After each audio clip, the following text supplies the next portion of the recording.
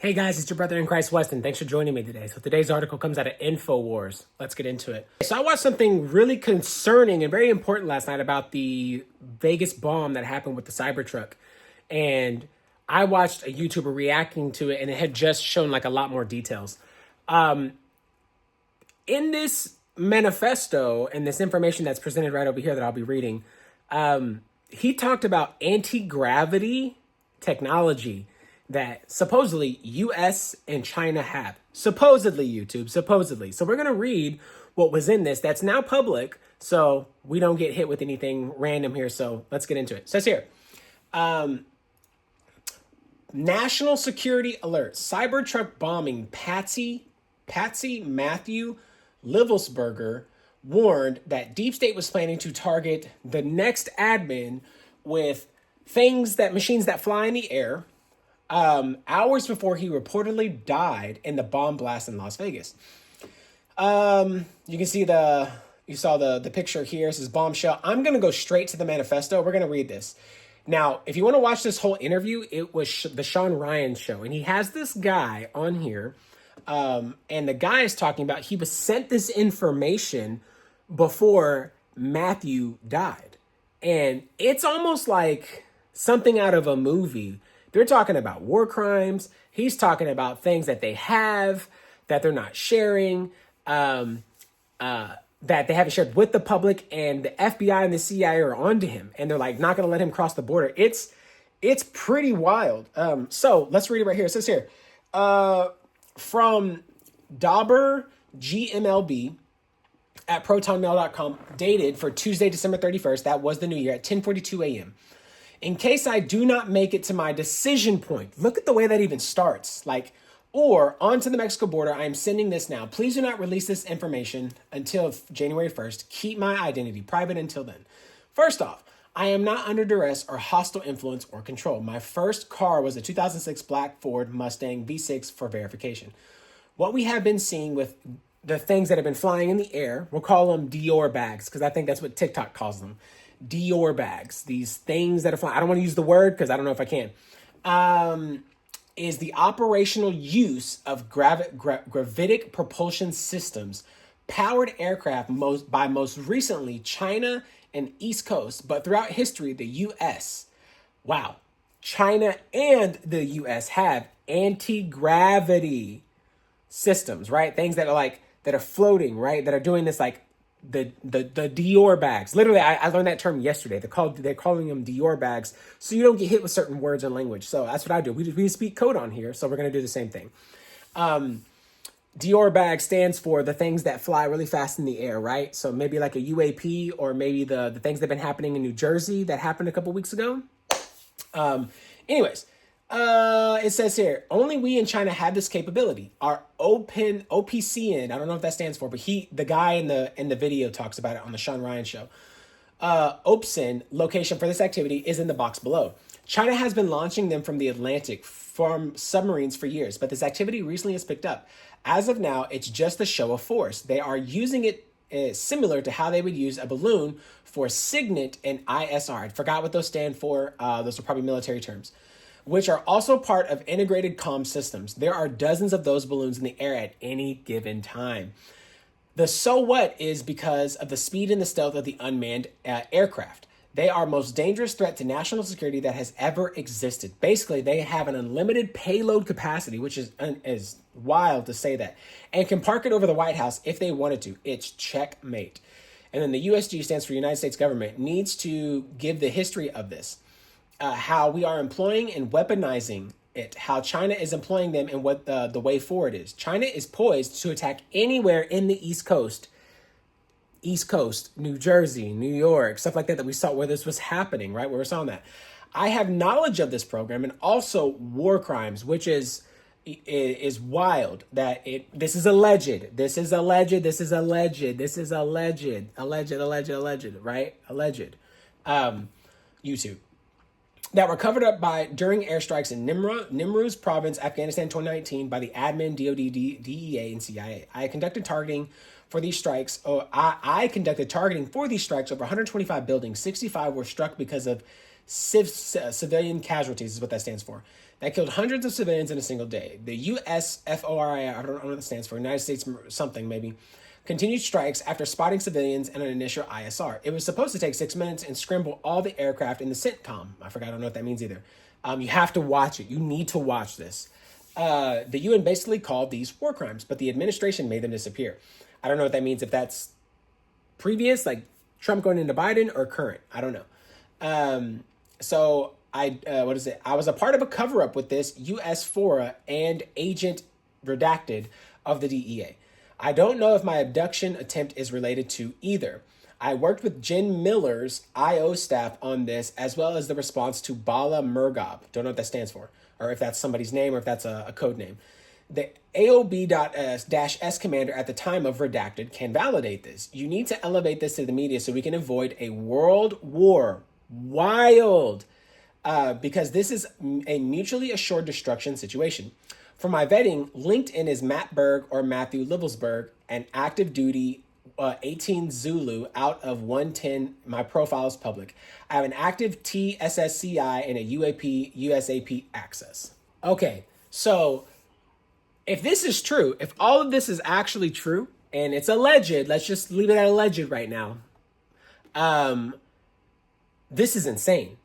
This is like top tier video game storyboard stuff where there's like, it's everything that we think of. It's a deep state kind of situation. It's a cover up. It's like a Jason Bourne, Mission Impossible kind of situation. It sounds like something like that, right?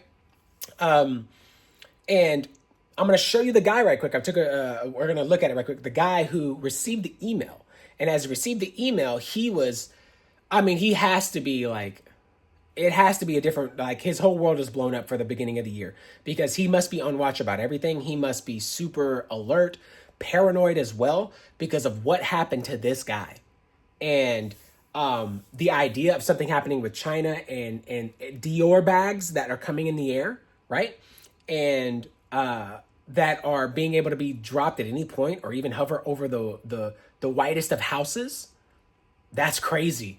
That is nuts. And the fact that it's gravitic technology, or I believe it's anti-gravity stuff that we talk about with UAP, floating type of stuff. How long have you had this? Who have you been talking to? Where did you get this information from? How did you find out this technology? When was it discovered? Come on, guys. Project Bluebeam. Come on.